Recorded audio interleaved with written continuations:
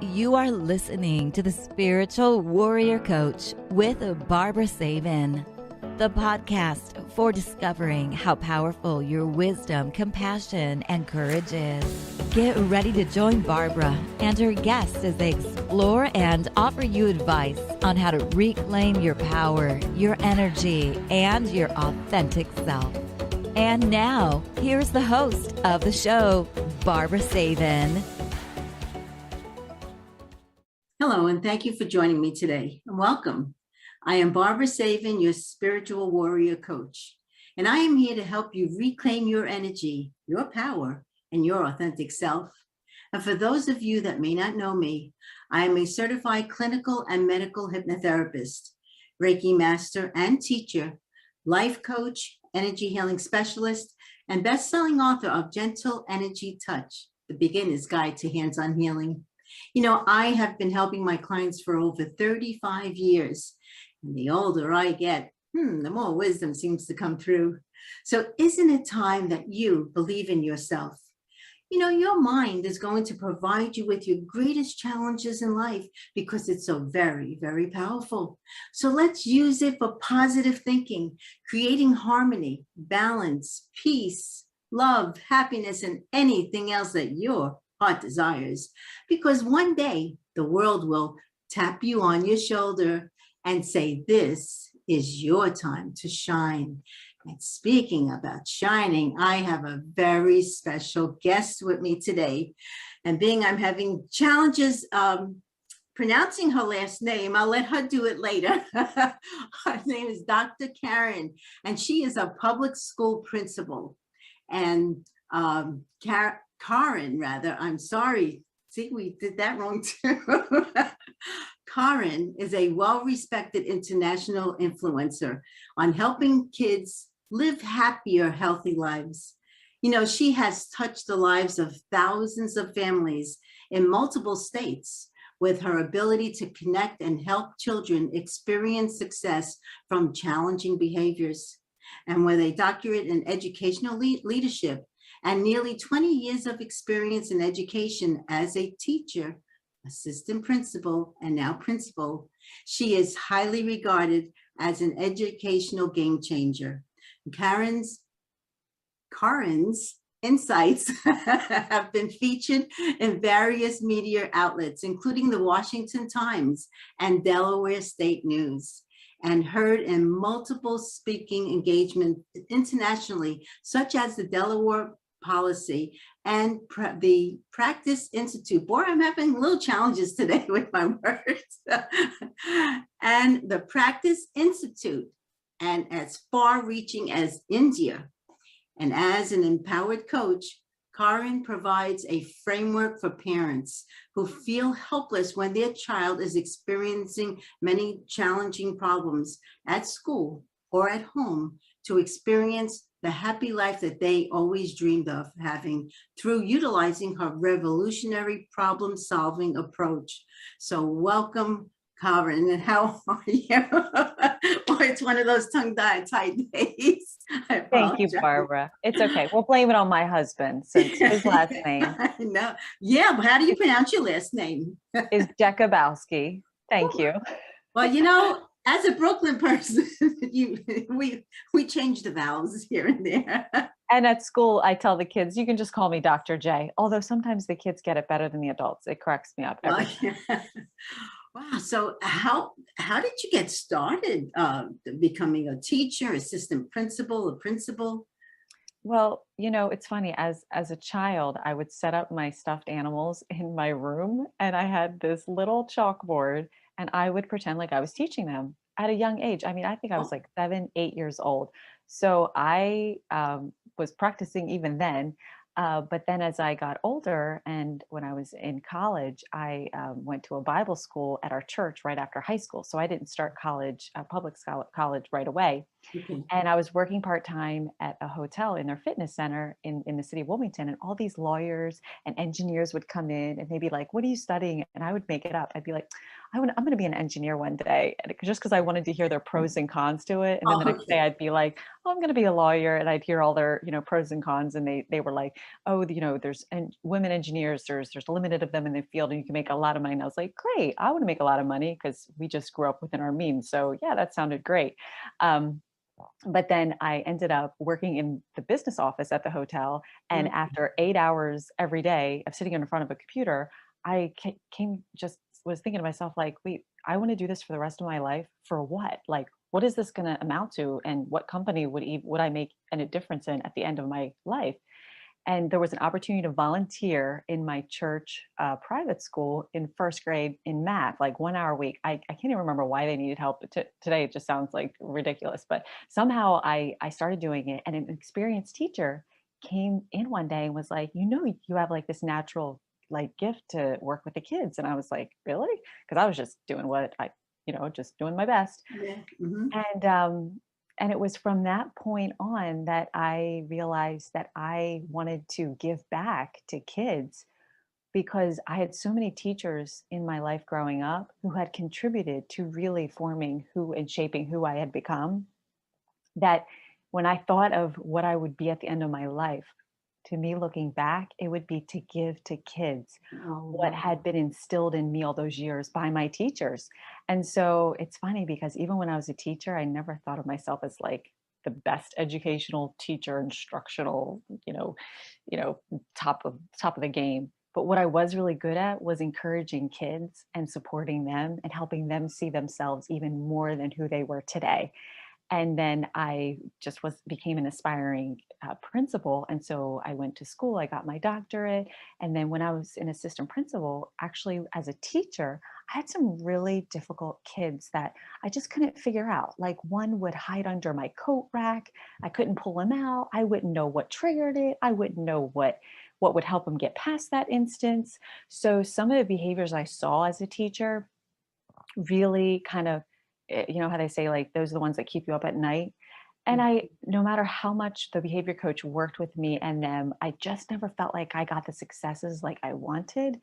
And the kids were just so unique when you just kind of got into their minds. Like, I would give up my lunchtime just to sit with them and eat with them and connect with them, to just try to figure out, how can we help you do this thing we call school, right? Like, we got to do it, but somehow it's not the traditional way. You're just coming in like 98% of the kids. And so I was, even as a teacher, I was just really seeking and searching, and kind of really felt at a loss, because I felt like I really couldn't figure out what it would take to help them be a success, and, like I say, do school.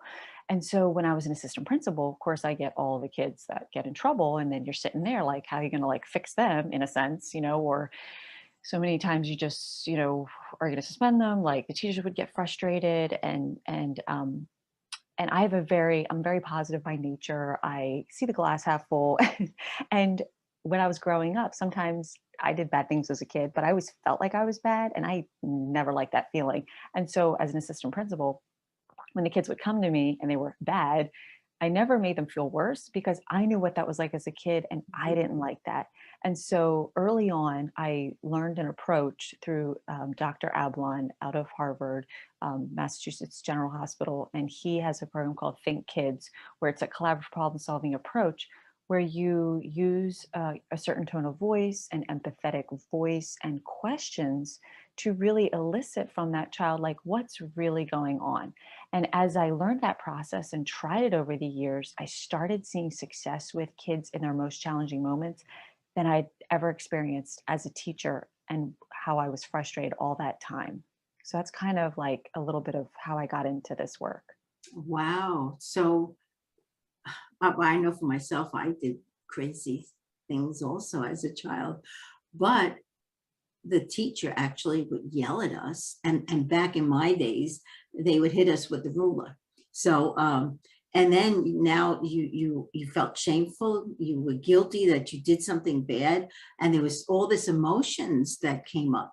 And it really, I would say, for quite a while, played on me, did harm, until I realized it, just behave and all of that won't happen. But then, of course, we all behave and misbehave.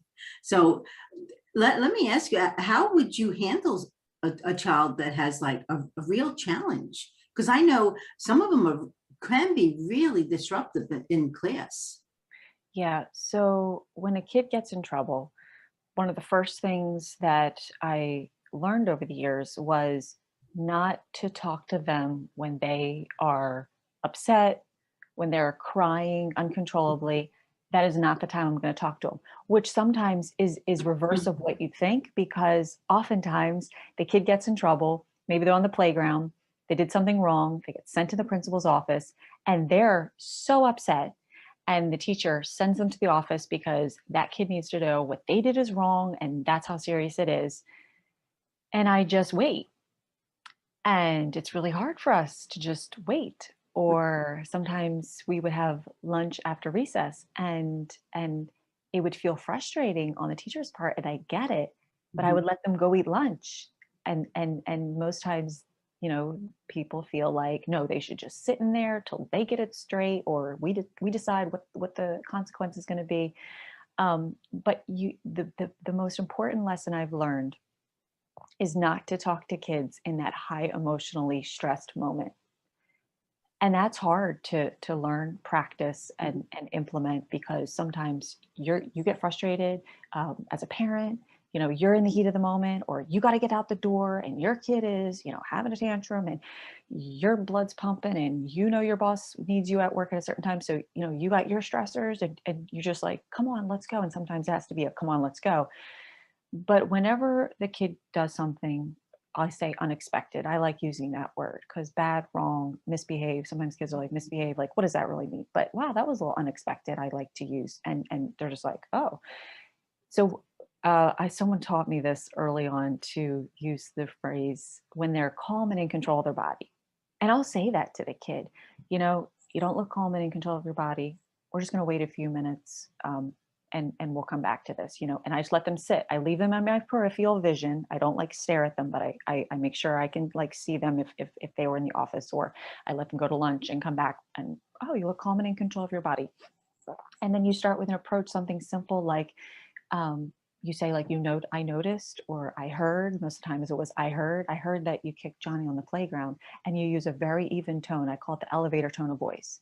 It's got that no emotion. I mean, inside you might be like, "Urgh," but moms, just try this for me. Just talk to them like you're on the elevator. Like, hey, how was your day? Like you'd say to somebody on the elevator.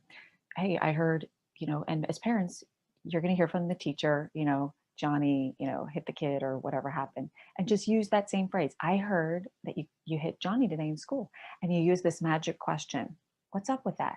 Very open-ended, no emotion in your voice. You're not talking down to them. They don't feel that like you're angry at me feeling. And it really like stuns them, and they don't know what to say. Most of the times they just shrug their shoulders at me.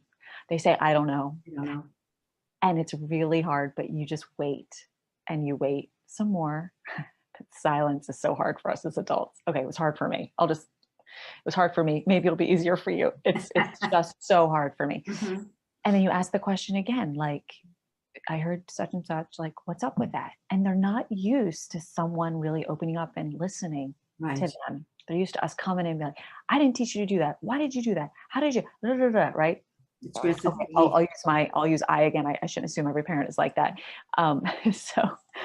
And then what you do is, if they say, I don't know, this is one of my favorite questions. You say to them, if you did know, what would you say? And they just stare at you like you have two heads, because nobody ever talks to them like this. No, not at all. No.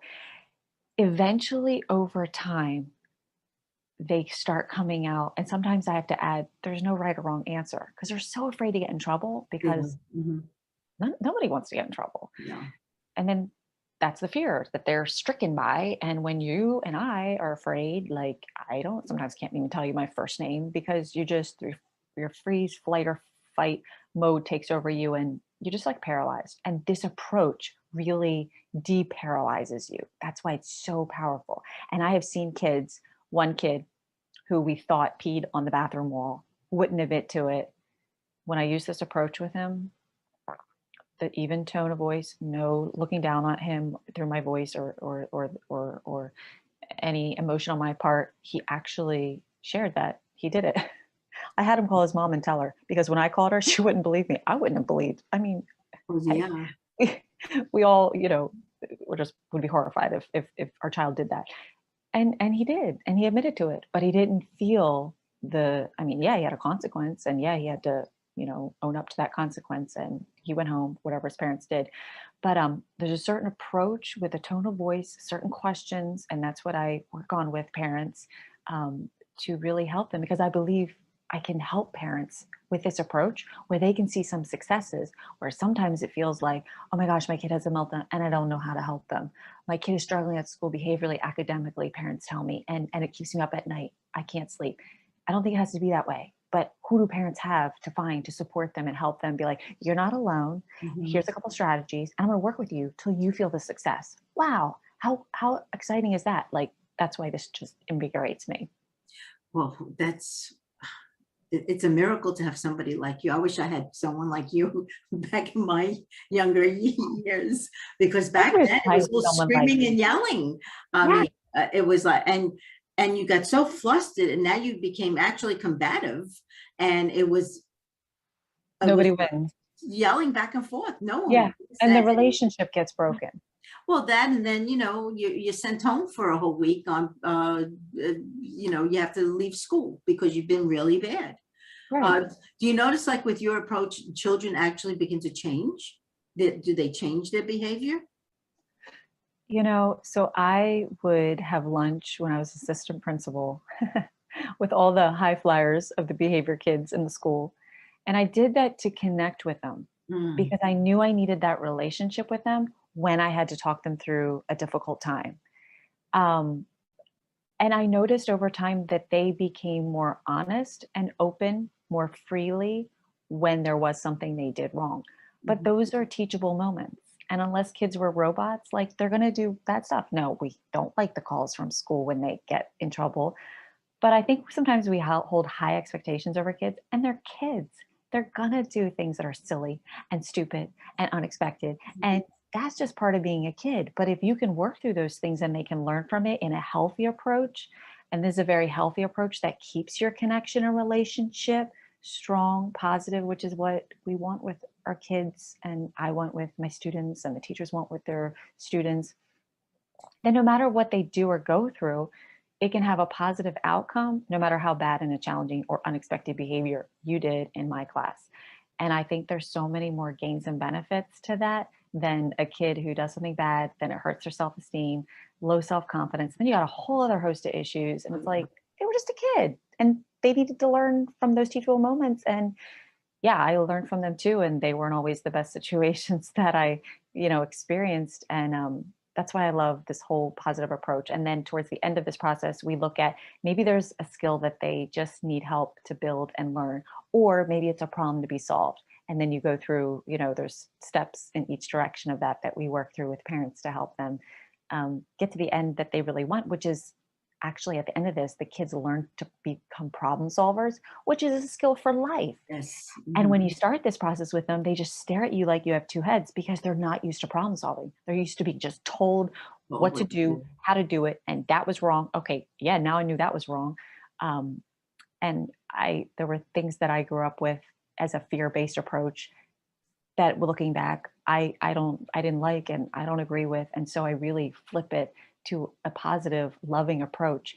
And that's so rewarding. And at the end of the day, the parents would see just incredible changes from their kid. And we would see these kids change over time. And my whole premise is that I don't believe your child has to be defined by the mistakes they're making today. We can change the trajectory. They could either end up on that path or we can change it. And we have that power within us. And I love saying to parents, like, imagine your child is on a stage telling their story one day to thousands of people. And they say, I struggled with X, Y, and Z growing up. And I was this kind of a kid, but my mom taught me some strategies, or she helped guide me. And this is who I've become today. Like, how rewarding is that? And it can be like that. And so I'm so excited to share this with families. Do you feel some schools are actually getting these practices in motion? Yes, there are resources out there like Heather Forbes. I just interviewed her on my podcast, and she has a book, Classroom 180, that comes from one of her books, Help for Billy, that I used also with my staff several years ago. A very positive approach.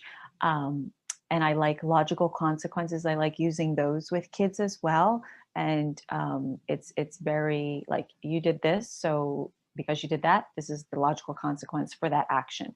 And it keeps out that punitive or that feeling of like you were bad, and I'm better than you. I mean, not that we say that, but the kid just doesn't They think, feel, yeah, yeah. they do feel like they're bad. And I make an extra point with kids to say, you're not bad, because I felt that when I was a kid. What you did was unexpected. So I try to separate that, because I don't think I felt that separation growing up, and I don't want kids to feel that way.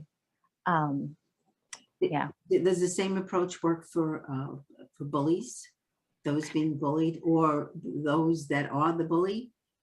So I use this approach as well, especially the even tone voice, the questions. And I say, so and so said you did this, that, or the other. What's up with that? I use the same approach. Same, And then okay. and 9 times out of 10, Barbara, there's like a story behind a story. And I love what Dr. Gloria Gold says, that she says in her book. And I interviewed her, and she said, behind every behavior, there's a story. And it's so true. And this process gets to the story, because sometimes a kid would push through the classroom door and teacher got upset, calls for support, and then when you sit after they're quiet and control their body, because they're just crying their eyes out because they know they're in trouble. Mhm. Hey, I heard you barreled through the door and just almost knocked people over. Like, what's up with that? Well, my dad was rushing me through eating breakfast this morning and got mad at me, and I couldn't finish. And he had a horrible morning. Warning. Mhm. There's always And something. Mhm. there's always something. And if you use this approach, it's so beautiful, because how I always wanted to know why. And this process got to the more root of what was happening, that Mhm. sometimes it's not the first thing that the kid gets in trouble for at that moment. And I think that's so insightful, because then you can start helping your child there. And when you're empathetic and you can show that empathy, like I said to that kid, wow, that's really tough. Oh, that must have really, like, yeah, that doesn't feel good, does it? Like, you're just empathizing with them. And they're like, oh, someone starts to understand me, Understand. and then you can be like, all right, when you walk in the classroom, like, we're going to look for people. And how do you think the kid felt when you shoved past them? Oh yeah, that, how would you feel? Oh, not good. Okay, so what can we do to make this right? I can apologize or whatever. And you start building, and you're teaching that child skills that you Mhm. want them to learn anyway in life. So as they grow older, they're actually become more respectful and they understand. Yeah. So sorry, back to your question about the bully. What I found so many times, Barbara, I would talk to the one kid, then I would talk to the other kid, and then I actually talked to them together, because so many times it would be kind of back and forth. They kind of were both doing something that hurt each other's Mhm. feelings, and a lot of times it was, hey, Joey, did you know what you did or said kind of really upset? How did that make you feel? And you let that kid explain how it made it feel, so that other kid can hear them. And then you say to the other kid, like, did you know that what you did or said, how it Mhm. would make them feel? How would that make you feel? And they share it. And I always would call parents later and be like, this is what happened. But I just want you to know that I think they gained more of an understanding of each other. And that's huge. That perspective taking is huge. And it doesn't always come easily to a lot of kids. Some kids we have to actually teach them Teach that them. Yeah. skill. Mhm. And they walked away understanding that their actions really affected that other child, or Mhm. they learned something more about that child because they said something. And 9 times out of 10, when they said that to another kid, they weren't bothered by it, but that did bother this kid. Oh, that's good to know. Okay. And they're learning to navigate these things with their peers. That's the skill we want them to have for life, Now, right? In the workplace. does it take them a few times to get it, or usually they understand right away? When I talk to them individually and then bring them together, I can sense this like level of understanding that, Mhm. is a piece of the whole growth process on their road, right? On their journey and their growing up years. So I think each time you're able to do that, it helps them learn that skill just a little bit more, and be aware of others, which is what we want our kids to grow up and be citizens and be good citizens and take someone else's perspective. Like, that's huge. That's so beautiful. Oh, it is. Now, does that approach work for like kindergarten children and the younger child, or is it more for the teenager, or like say from 9 up? I would say it's for any age. I mean, my experience is K-5, but in the training that I've gotten in the collaborative problem solving approach, it's elementary, middle, high school. It's helped me work through issues with my colleagues and even with parents when they call and they're upset about something. One of my first questions is, help me understand. I like to go back to the teacher. The parents Mhm. get this. Help me understand. And it's just really seeking first to understand, right? We kind of know that adage, but but then really what does that look like? And that's where this process really breaks it down. So I've used it in my experience, kindergarten through fifth grade at this point. Now, do most parents understand what you're doing, or do they become defensive, with Well, the child's behavior? I always tell parents that, we used it as a teachable moment and I'll share the consequence in place. But the parents appreciate that you're listening to their child. You're not just going on the act in the moment, because Mhm. a lot of times there's a story to it. And I have used this approach for years as an assistant principal. Now as a principal, I don't use it as frequently as I did with dealing with behaviors as an assistant principal. But that's why I started the podcast. That's why I started this group that I'm actually hosting a course starting next month in October to really help parents, because I think there's some simple strategies and these techniques that they might be able to learn to really help them, because I've heard so many parents say they struggle and they just want to know how to help their kid. Well, that's it. So do you feel it's more about a connection with that child rather than just to correct them in their behavior? Yeah, because you can correct them in that moment, but I think what we're teaching them is a skill they're going to use for life. Life, which is so important.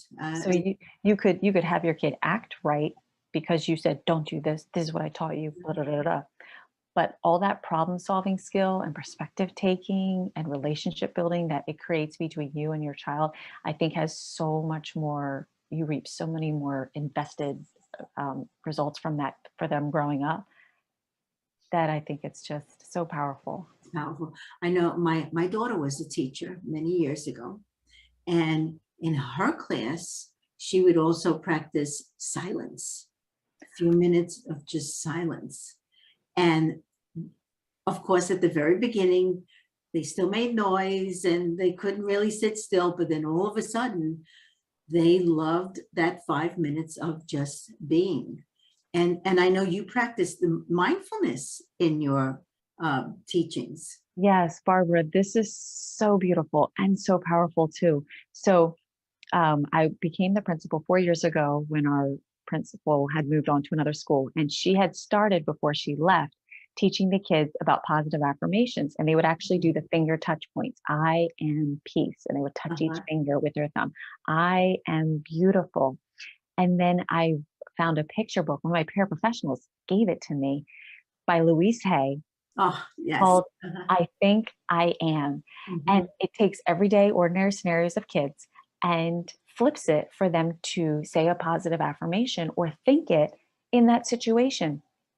I still read that book to classes. Some of the kids are like, you read that to us last year. And I'm like, and I need the reminder again too. So if you don't mind, I'm going to read it again for us. Like things like, I left my sweater, in such and such place. I always forget everything. Okay, let's flip that around. You know what? I make today great. And these simple affirmations, to the point where a fourth grader one year said, Dr. J, can you read one of those affirmations with us every day on the morning announcements?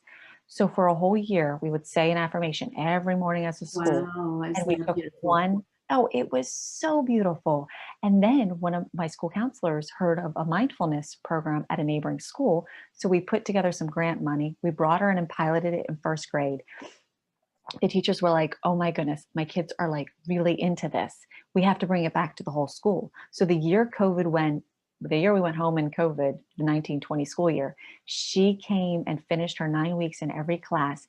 And she had a survey to the second and fifth graders, and the self-reporting of about 40% of the kids saying they slept better at night. Such and such percent said it helped them calm down. A Mhm. high, like some like 80 some percent were like, we think this should be taught to other kids. I was like, wait, there is something proactive in this approach. I have been waiting for another program to come in or people to come in to help with mental health needs of kids that just continue to be on the rise. It's taking something as simple as anxiety. And to me, it was like this magic, potion or something, to the point where I went and got 2 trainings done so that I could also teach the lessons to the kids. And still to this day, they'll ask for me to come in and do a breath work with them, like we do a finger breath or ball breath. And I can't ever like let this go now. Like I've seen it have such a benefit for the kids. They would go home and tell their parents about it. You can't even get a kid to go home and tell you what they learned in school that day. I know, let alone be calm. And they would be like, Mom, let me I think you need to let's take a ball breath together. I mean, Barbara, it was incredible. So if we could teach kids those tools now, imagine how much further they would be, because of the stress we handle in life Yeah. as you get older and older. And the social media it's just out of control. Oh, it's just, they're always on their phone. Yeah, it's too much. How do you get them to stop being on their phone? I mean, it amazes me. Yeah, and even, I ran a parent book club with Dr. Michelle Borba's book, Thrivers, the 7 teachable skills to help kids thrive, even when they face trauma or they don't. It was the Mhm. same out of a study out of Hawaii. They tracked these kids for 40 years, and there were these skills they pulled out that if we can teach these kids. And in one of the book study nights, the parent was like, "How do I get my kid off?" Well, for young kids, sometimes it's the games, the Mhm. computer games, Oh, the yes, online games. games. And they're like, "How do I do it?" And she came on one of the nights with us, and she's like, "You just gotta like set your boundary. Like, here's your time frame. I'm going to take it away. I know there's not going to be a fight if we both walk into this knowing, the parameters." And she was like, "You just have to, as a parent, you got to stand up and just find other things they're interested in and slowly get them involved in other things to Mhm. help substitute where maybe that is their go-to and their only go-to." Well, I think what the challenge is that parents, some of them are so busy that they actually give the child a phone or an iPad to keep them quiet. Yeah, I And, got a and I got a call. Here, they give it to them, and I know at the heart of it, the parents don't want to do that. That's not, in the end, that wasn't their goal or their what they hoped would happen. And then Mhm. unfortunately, the kids rely on it or they want it or they won't do anything unless they have that. And then yeah, you have, whole other host of issues there. I know, and I know the whole year of many of them just being home, because I know here in California the schools were closed for a whole year, and I have grandchildren, and well, one is a Marine. He's 24 years old, so he's in Africa. We don't see him, but the other ones are in college and high school. They had a very challenging time constantly being, on the Zoom. Right. Yes. Yeah. And Very hard. yeah, you don't get that connection. You don't get that No. in-person connection or feedback.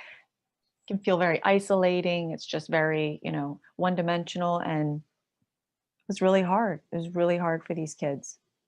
I hope this year's, well, it started out okay, so hopefully it I stays. know. Knock Where on are wood, you, somewhere. where are you located? In In Delaware on the East Coast. Delaware? Okay, yeah, because Yeah. I'm here in California. So I'm hoping, not hoping, I'm praying that the schools stay open. Yes. And the kids love being in school. Hmm. Hmm. Yeah. So how how do you see your mindful program or the programs that you are doing actually becoming available in the whole United States? Because actually everyone needs to learn what you are teaching your students. Yeah, I mean, Barbara, when I saw this data of what these kids were self-reporting, a kid was taking a test, told me he couldn't remember the answer. He remembered his mindfulness lesson. He stopped, he took 3 deep breaths, he went back to the question, and he was able to finish the test. That is powerful.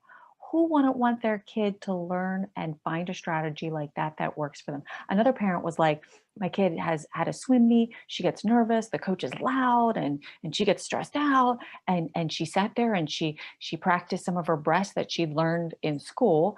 And she just totally did well on her swim meet. And the mom was like, if you see her have an extra bounce in her step today, that's why. Thank you for the mindfulness program.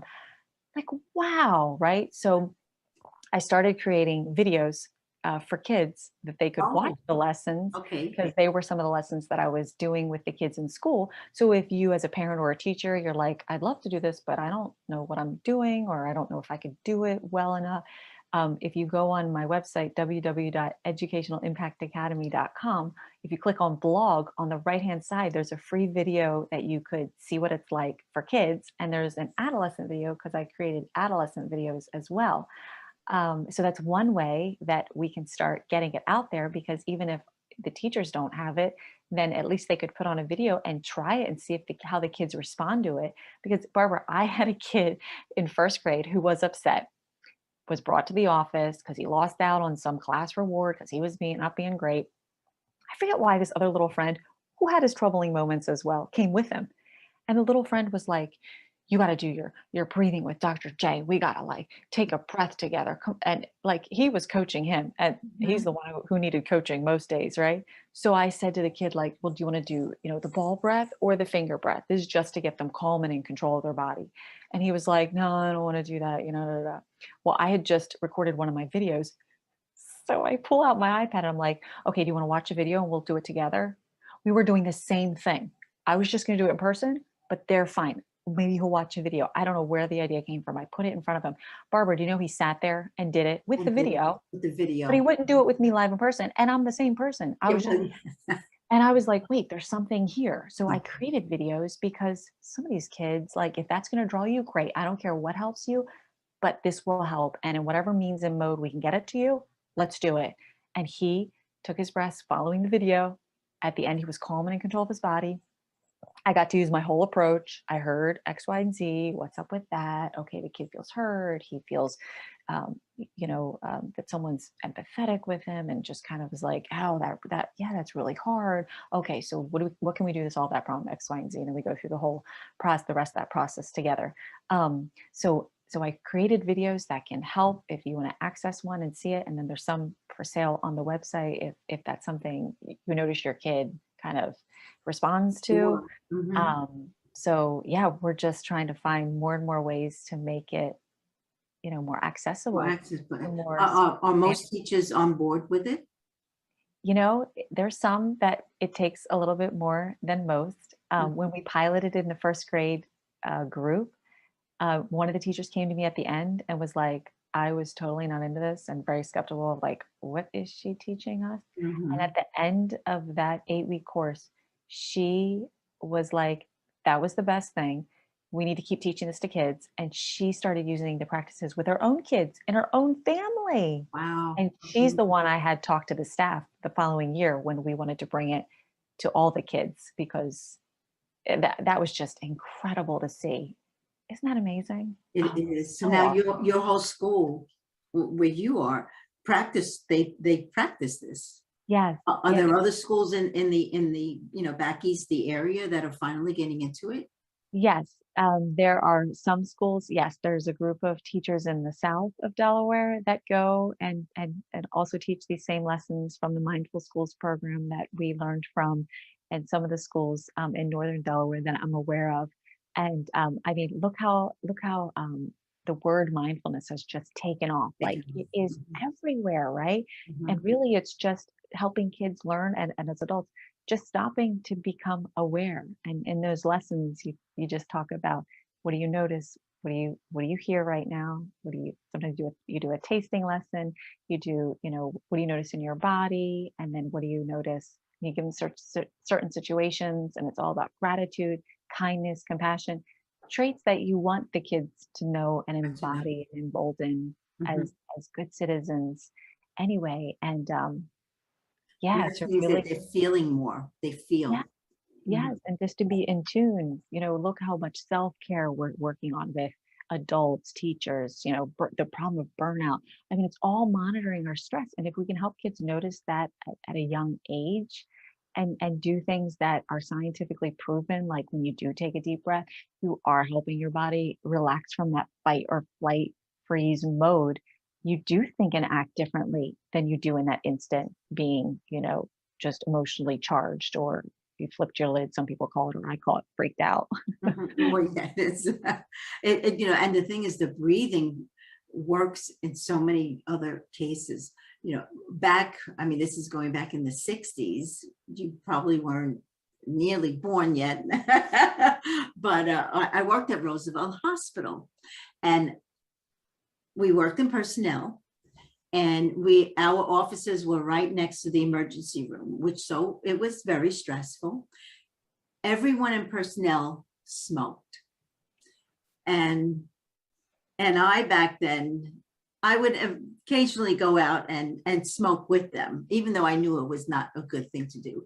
And then one day I went out with them, and I was just, all right, I'm not going to do what they're doing. And so I just stood there and started breathing. Just started to breathe. And of course, they all looked at me. They didn't say anything. They still continued to smoke. And then when we all came back in, I said to them, why don't we just play a game for the next few days? Let's not smoke, go out. And then, of course, they would tell me, oh, but I'm so stressed and I feel so anxiety, all those feelings. I said, let's just concentrate on our breathing. And we will all go out. So I concentrate on the breathing. And then I had said to them, do you realize that it's not the cigarette that's making you feel relaxed? It's your breathing. It's the breathing in and exhaling. And I swear to you, after it was about maybe 10 days of doing this, they all became non-smokers. And I said, all right, I need to really get in touch with myself. And that's when actually I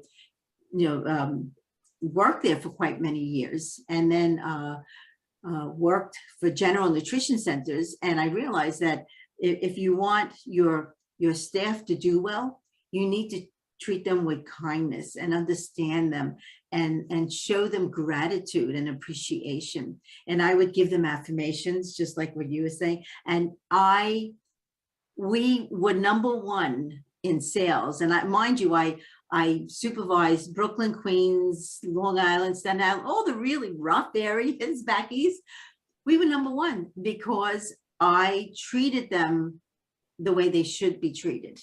Mm-hmm. And I understood if they had a problem. So, the mindfulness, going back a few years ago, people would say, oh, mindfulness. Oh, that's like, a new age thing.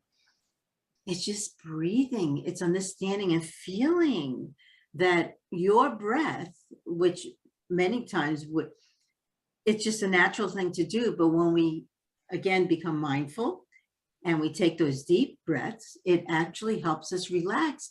You have more concentration, more focus, you feel better. So, teaching this to children, I am like, I got to get you everywhere. Yeah. This is like so exciting for me, to give someone like you. It's two-part, because you're teaching it to kids, but yet when I started doing it for myself, I exercise, and I thought that was a good stress management, take endorphins, like I feel great. For sure. But when I started just sitting in the mornings and just taking some deep breaths, sitting and in the Mindful Schools program, in the two courses I took, they have you build like 2 minutes of silence, 4 minutes of silence, up 20 minutes of silence.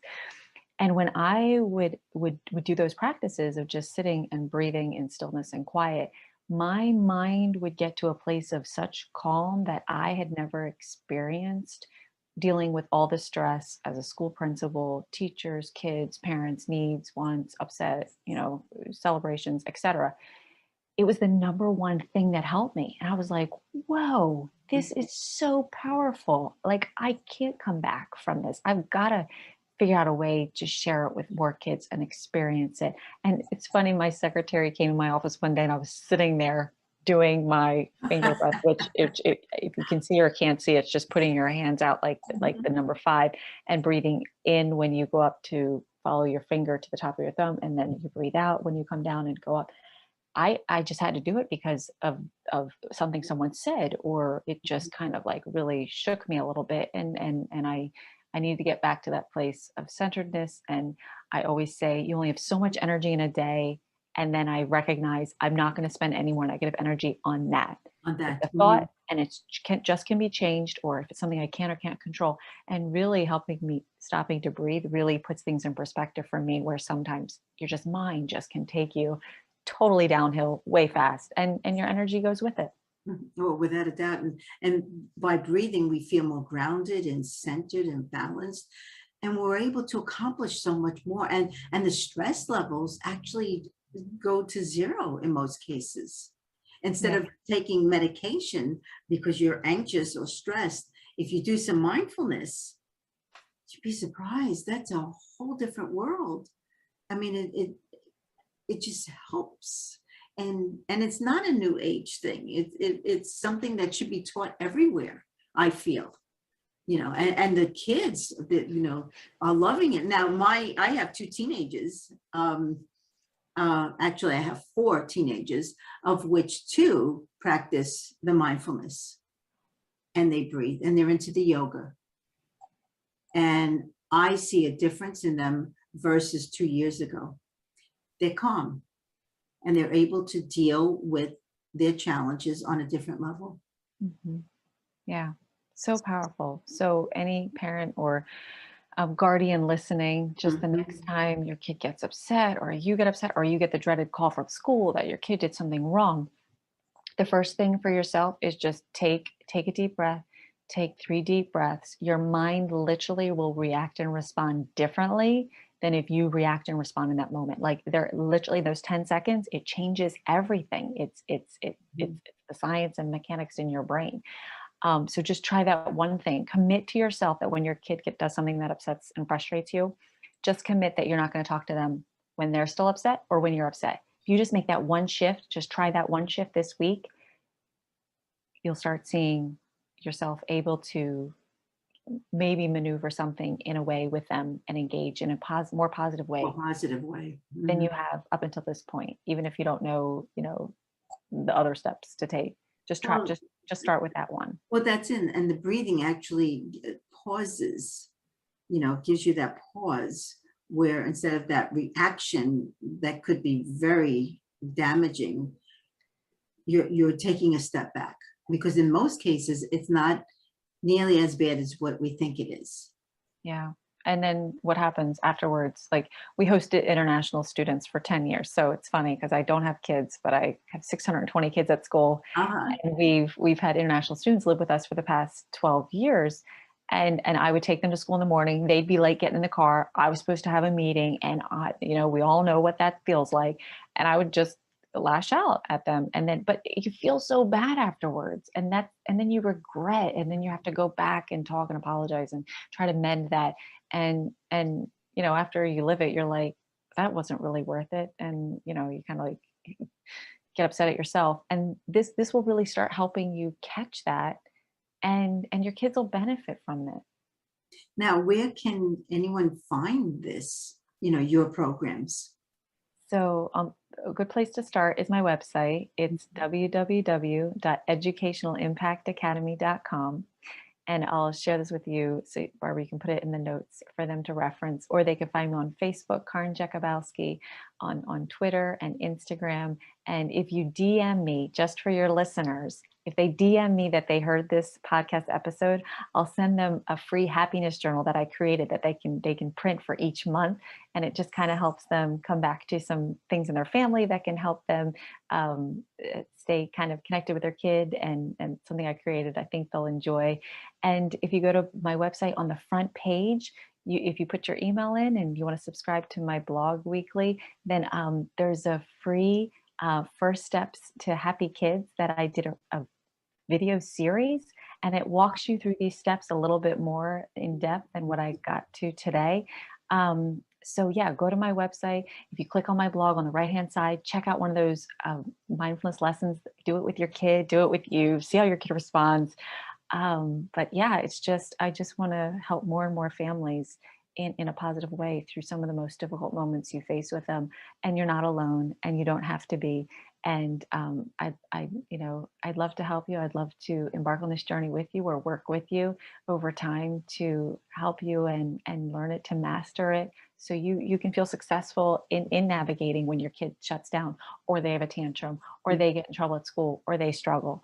And there's help out of it, and you don't have to feel helpless at a loss anymore. And I really feel most parents feel helpless because they don't have the tools. Yeah, and there are some simple ones that you can learn to help you. It might not be the only thing you end up needing, because therapy and Mhm. they all have their place, but maybe just to help empower you as a mom a little bit more. I know it helped me and made helped me feel like I could understand kids more and really help them. And I know that's what each parent wants. It's what each teacher really wants at their heart. We all want the same thing, and sometimes it looks a little unique getting there. But yeah, our kids deserve it, and let's give it to them. And you have a workshop coming up soon. Yes. So in October, I'm starting a weekly 6-week live course on Zoom. And if you go to my website, the registration form pops up right on the front page if you're interested or you want to look into it further. And what I noticed when I ran, even though it was just a book study in the spring, like parents just love the opportunity to talk with other parents and teachers. And it's kind of like a little affinity group where they can feel safe to be open and learn together. And it's not just like me talking the whole time, it's us learning from each other.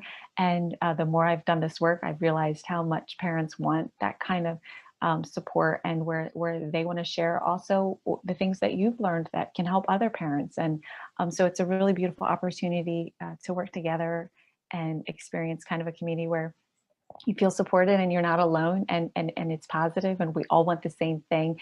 And so if it sounds like something you're interested, I'd love to see you there, or message me if you want some more information. And yeah, I just want to help you improve the relationship with your kid. And like I said, even if they're having a difficult moment, and it might not be their whole life, it might just be a point in time, Mhm. but there is hope for you, and you don't have to feel alone. And it's okay that you don't have the answer, and you get frustrated at times. It's okay. um, I've been there, and there's help through on the other side.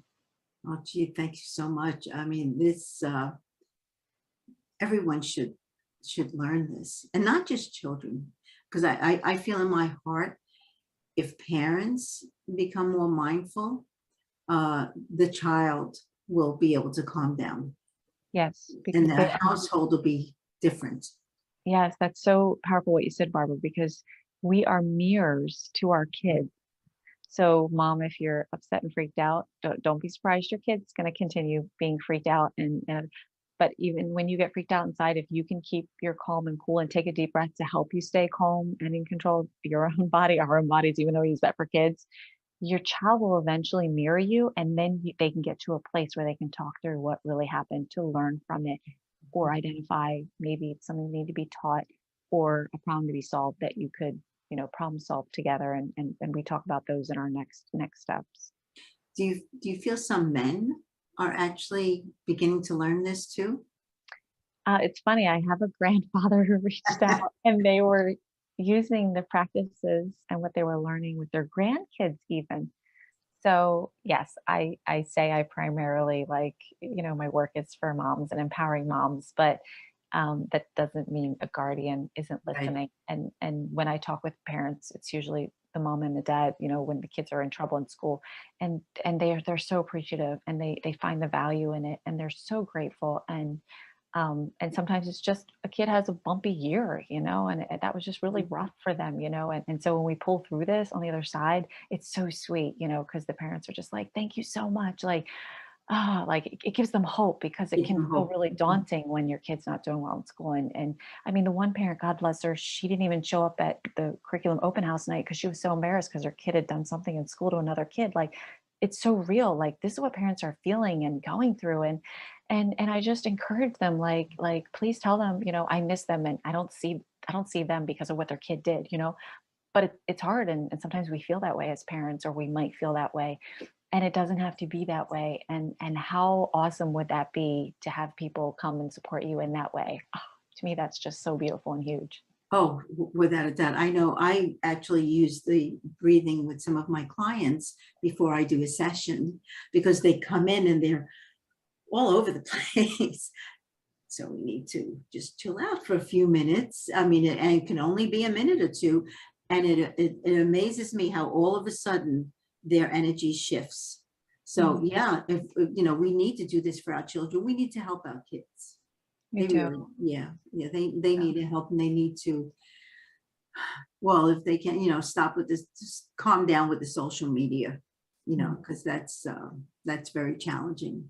And your mind, sometimes hard to turn your mind off. We did this, and I don't want to take too much of your time, but we did this brief activity with some of, actually, I got this activity when I was at one of my principal meetings before the school year started. And I then did it at a faculty meeting last week. So if you're listening to this podcast, this is something you can try this week.